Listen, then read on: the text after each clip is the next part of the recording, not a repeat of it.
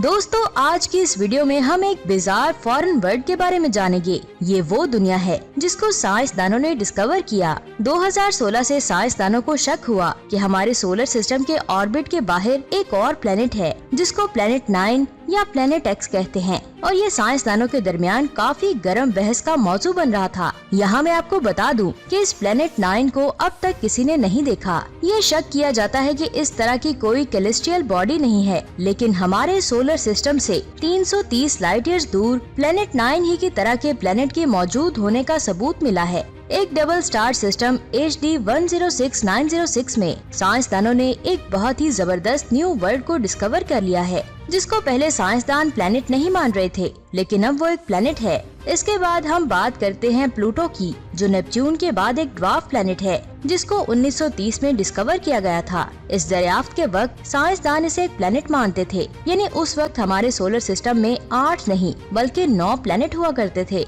लेकिन 1992 में Kuiper belt के दरियाफ्त के बाद साइंसदानों ने सोचा कि क्या प्लूटो को एक प्लेनेट मानना चाहिए, क्योंकि प्लूटो कुइपर बेल्ट में मौजूद ड्वार्फ प्लेनेट की तरह ही एक ड्वार्फ प्लेनेट है और इसका साइज बहुत ज्यादा छोटा था, यानी इसका साइज हमारे चांद से भी छोटा था। साइंसदान इसकी स्टडी कर रहे थे और फिर 2006 में साइंसदानों ने प्लूटो को ड्वार्फ प्लेनेट करार दे दिया। यहाँ एक सवाल आता है, क्या हमारे सोलर सिस्टम में कोई और बड़ा प्लेनेट है? आप जानते हैं कि कुइपर बेल्ट हमारे सोलर सिस्टम के आउटर एज का हिस्सा है और इसमें कुछ ड्वार्फ प्लैनेट्स, पोटैटो शेप के asteroids, ice lumps, rock fragments और कुछ दूसरी अनइम्पोर्टेंट किस्म की चीजें देखने को मिलती हैं। हमारे सोलर सिस्टम की बाहरी लिमिट्स को हबल स्पेस टेलीस्कोप और कई दूसरे टेलीस्कोप्स की मदद से ऑब्जर्व किया गया और 2015 में इस बिजार वर्ल्ड ने इंटरस्टेलर स्पेस में मिल्की वे की ट्रांजिशन से पहले नासा की तलाश ज्यादा कर दी। कुइपर बेल्ट में मौजूद कुछ ऑब्जेक्ट्स में बिजार वर्ल्ड के फीचर्स हैं। यूनिवर्सिटी ऑफ कैलिफोर्निया के साइंसदानों के मुताबिक ये पता चला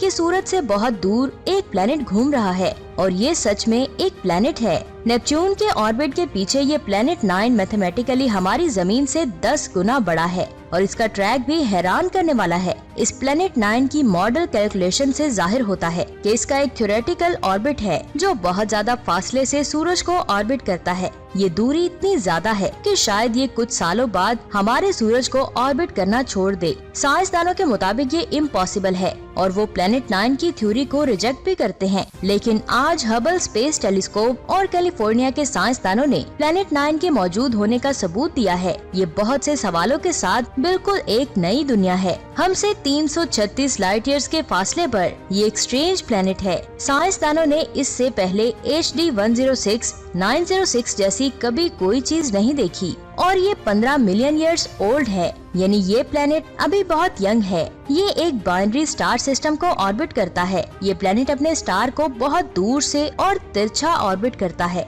जैसे हाइपोथेटिकल प्लेनेट 9 करता है। अगर इन कंडीशंस को हमारे सोलर सिस्टम में ट्रांसफर कर दिया जाए तो ये प्लेनेट हमारे सूरज से नेपच्यून से ज्यादा 25 गुना दूर होगा। या प्लेनेट 9 को एक बेतरतीब ऑर्बिट में सूरज से 20 गुना दूर घूमना पड़ेगा।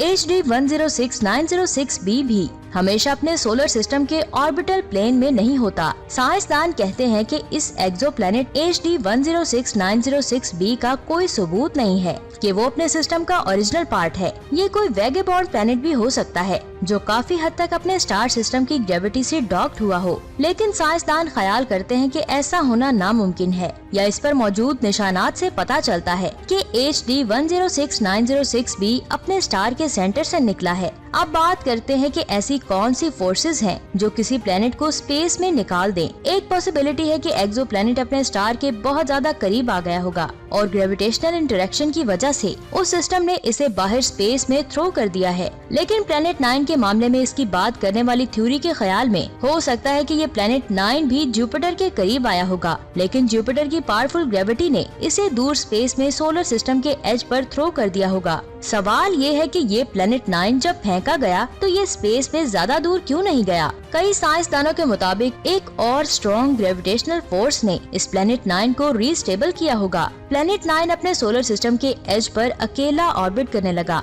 अगर इस बात को मैथमेटिकली एक्सप्लेन करें तो कम से कम एक स्टार के करीब आना पड़ेगा और सबसे करीबी स्टार प्रोक्सिमा सेंटोरी होगा, जिसका डिस्टेंस 4 लाइट ईयर्स का है। ये सिस्टम का वाज़ेह फीचर नहीं बताता, जिनसे इसका प्लेनेट 9 से सामना होने का कोई इशारा मिल रहा हो, जबकि HD 106906b के स्टार सिस्टम में इसका और भी सबूत है कि वो प्लेनेट जो अपने सूरज के बहुत करीब के ऑर्बिट में आया होगा और जो तस्वीरें जेमिनी साउथ टेलीस्कोप ने ली थी, उनसे डबल स्टार की आउटर डस्ट डिस्क में ट्रैक्स मिलते हैं और इनर कॉमेट्री डिस्क में ढलवाने भी मिलती हैं, जो ऐसे वाकयात के होने का सबूत हैं। और HD 106906 की डिस्कवरी की वजह से प्लेनेट 9 के वजूद में आने का यकीन बढ़ता जा रहा है। सबको ये जरूर जानना चाहिए कि स्पेस में कुछ भी होना पॉसिबल है। क्या प्लेनेट 9 मिस्टिकल प्लेनेट नाइबिरू है? मैं ये यकीन के साथ कह सकती हूँ कि आप इस लेजेंडरी प्लेनेट नाइबिरू को जानते ही होंगे, जिसको किसी वक्त प्लेनेट X के नाम से पुकारा जाता था। हमारे सोलर सिस्टम में मौजूद किसी और बड़े प्लेनेट के होने की थ्योरीज नाइबिरू के बारे में सोचने के लिए ईंधन का काम करती हैं।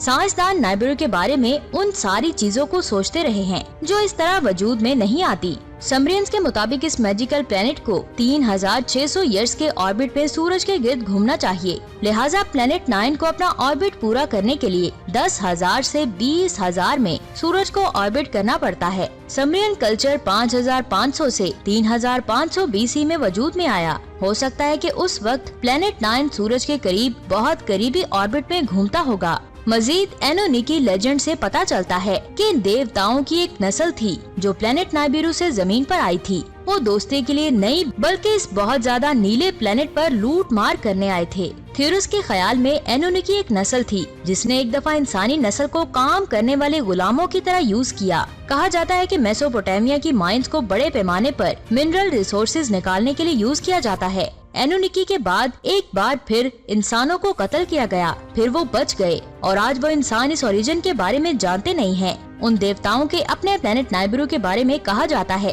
कि एनोनिकी ने उनके प्लेनेट को बहुत ज्यादा तबाह कर दिया था। उनके मिनरल रिसोर्सेज के लालच और बेकार लाइफस्टाइल ने मुकम्मल तौर पर नाइबिरू की फ्लोरा और फाउना को खत्म कर दिया था। नासा ने पहले ही नाइबिरू के सवाल का जवाब दे दिया है। बहुत अरसे तक ये कहा जाता रहा कि ऐसे एस्ट्रोनॉमिकल ऑब्जेक्ट्स का कोई सबूत नहीं है। अगर ये देखने के लिए कोई सबूत बाकी रहेगा तो एक दिन हम प्लेनेट 9 को ढूंढ लेंगे। कहा जाता है कि इसके बाद समरियंस ने पेशेनगोई की कि नाइबिरू के वसाइल को बहुत नेचुरल डिजास्टर्स का सामना करना पड़ा। हम प्लेनेट 9 के आइडिया को रिजेक्ट भी कर सकते हैं। आप इस बारे में क्या सोचते हैं? शायद आप सोच रहे हो कि ऐसा कैसे हो सकता है? कोई ऑब्जेक्ट जो हमारी जमीन से 10 गुना बड़ा है, इतनी देर से इसको कैसे नजरअंदाज किया जा सकता है? नीचे कमेंट्स करके जरूर बताएं और ऐसी अमेजिंग वीडियोस को देखने के लिए हमारे चैनल को सब्सक्राइब करके बेल आइकन को जरूर प्रेस करें। अपना बहुत सारा ख्याल रखें।